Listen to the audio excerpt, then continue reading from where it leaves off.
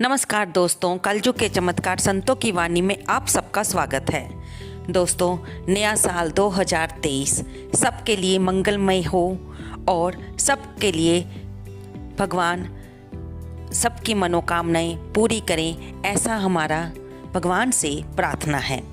आइए आज की वीडियो में हम जानेंगे त्रयोदशी व्रत।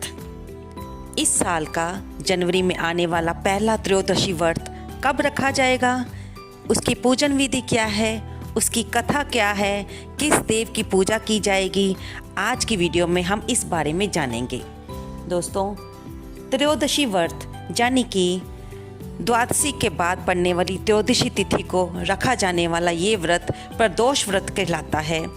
इस दिन भगवान महादेव की पूजा की जाती है और महीने में ये व्रत 2 बार आता है, कृष्ण पक्ष और शुक्ल पक्ष। जिस प्रकार हर महीने में एकादशी व्रत 2 बार आता है, उसी तरह त्रयोदशी तिथि भी 2 बार आने के कारण प्रदोष व्रत भी 2 बार आता है। ये व्रत कुछ लोग निराहार रखते हैं, कुछ निर्जल रहकर, और कुछ लोग फलाहार रखते हैं। दोस्तों, इस व्रत में नमक का खाना वर्जित माना जाता है और एक समय ही मीठा भोजन आप कर सकते हैं। त्रयोदशी तिथि मंगलवार रात 10:02 से शुरू होकर अगले दिन बुधवार सारा दिन रहेगी और बुधवार रात को 12:02 पर समाप्त होगी। सूर्योदय तिथि होने के कारण ये व्रत 4 जनवरी बुधवार को रखा जाएगा। प्रदोष व्रत जिस दिनवार को पड़ता है वो उसी के नाम से जाना जाता है। बुधवार को आने वाला 4 जनवरी को रखा जाने वाला ये व्रत, जो इस दिन सूर्योदय का समय सुबह 7:13 और सूर्य अस्त का समय 5:50 शाम के रहेगा और प्रदोष काल शाम को 5:05 से लेकर 6:35 तक रहेगा। यानी कि इस व्रत में शाम को पूजा की जाती है और भगवान भोलेनाथ को प्रसन्न करने का यत्न किया जाता है। अगर आपने त्रयोदशी का व्रत रखना है तो सुबह उठकर नहा धोकर स्वच्छ वस्त्र डालकर अपने घर के मंदिर में अपने घर के पास जो भी मंदिर हो वहाँ पर जाकर शिवलिंग पर जल चढ़ाइए या पंचामृत से भगवान भोलेनाथ का अभिषेक कीजिए और धूप दीप नैवेद्य से उनको अर्पित कीजिए। भगवान भोलेनाथ को चंदन का तिलक लगाएं और माँ गौरा को सिंदूर का तिलक लगाएं और अपनी जो भी मनोकामना है और जो भी बाधा परेशानी है भगवान के सम्मुख बैठकर उन्हें कहिए और प्रभु से आपको उस मुसीबत से निकालने की प्रार्थना कीजिए और व्रत रखने का संकल्प कीजिए। चाहे इस व्रत में पूजा शाम को की जाती है, लेकिन फिर भी हमें सुबह उठकर नहा धोकर इस व्रत का संकल्प तो लेना ही है। अगर आप पास के मंदिर में जाने में असमर्थ हैं तो आप घर के मंदिर में भी बैठकर भगवान की फ़ोटो पर तिलक लगाकर उनकी फूल माला चढ़ाकर और उनको फल मौसमी फल अर्पित करके उनके आगे अपनी परेशानी अपनी मनोकामना सकते हैं। और फिर शाम को प्रदोष काल में भगवान की पूजा कीजिए। भगवान को हरी मूंग और अक्षत चावल अर्पित कीजिए। शाम को घर में दीपदान कीजिए और सामर्थ्य के अनुसार दान दीजिए। भगवान का उस दिन आप ओम नमः शिवाय का जाप करते रहिए।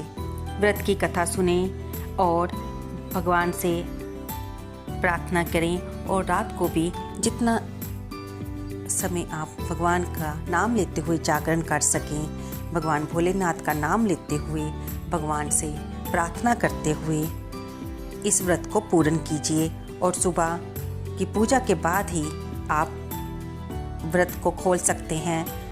अगर आप इस व्रत को फलाहार नहीं कर सकते तो शाम को भगवान की पूजा करने के बाद चूरमे का भोग लगाकर उसे खुद भी खा सकते हैं। इस व्रत में दोस्तों नमक खाना तो बिल्कुल निषेध होता है।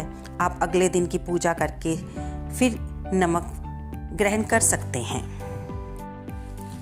आइए अब सुनते हैं इस व्रत की प्रदोष व्रत की कथा।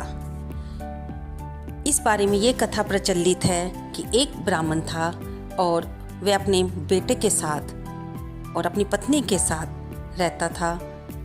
कुछ समय बीतने पर ब्राह्मण की मृत्यु हो गई और उसकी पत्नी, जो कि विधवा हो चुकी थी, भीख मांगकर गुजारा करती और अपना और अपने बेटे का पालन पोषण करती। एक दिन वह रास्ते में भीख मांगकर आ रही थी तो उसने देखा एक लड़का वहाँ पर जख्मी पड़ा हुआ है।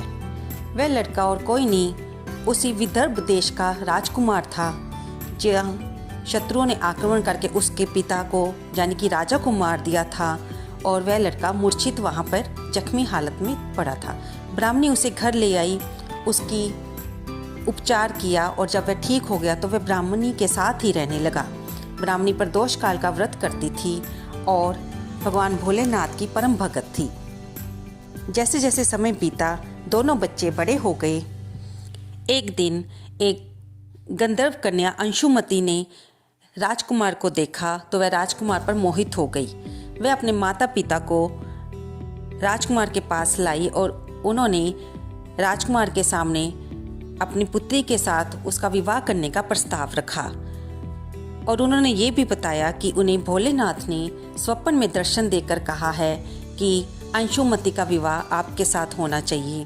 तब राजकुमार इस बात को मान गया और उन दोनों ने विवाह किया। अब राजकुमार के मन में आया कि क्यों ना अपनी सेना इकट्ठी करके अपने पिता का राज्य वापस लिया जाए। उसने अपने पत्नी के पिता से बात की और ब्राह्मणी, जो कि प्रदोष काल का व्रत रखती थी, भगवान भोलेनाथ की कृपा से और उसने अपनी सेना तैयार करके राजा पर आक्रमण किया और उसे मारकर अपना राज्य वापस ले लिया। फिर उसने ब्राह्मणी के उसी पुत्र को अपना प्रधानमंत्री बनाया। दोस्तों, ये और कुछ नहीं, ये सिर्फ प्रदोष काल में भगवान महादेव की पूजा का ही परिणाम था। प्रभाव से उसका बेटा भी एक उच्च पद पर आसीन हुआ। ये सब श्रद्धा और विश्वास का ही खेल है। आप कोई भी व्रत रखें, अगर आप उसे पूरी श्रद्धा के साथ करते हैं तो उस व्रत को रखने वाले उस तिथि के देवता आपकी हर मनोकामना को पूर्ण करते हैं। प्रदोष काल में के व्रत में भगवान महादेव की पूजा की जाती है और भगवान महादेव तो वैसे ही बहुत जल्दी प्रसन्न हो जाते हैं। अगर आपको कोई भी समस्या है तो आप कुछ समय के लिए इन प्रदोष व्रतों को रखें। आपकी मनोकामना को भगवान अवश्य पूरी करेंगे और आपकी को परेशानियों से निकालेंगे। आपको ये वीडियो कैसी लगी, कृपया इसे लाइक करें, शेयर करें और कमेंट करें। कमेंट बॉक्स में जय महादेव, हर हर महादेव लिखना बिल्कुल ना भूलें। धन्यवाद दोस्तों।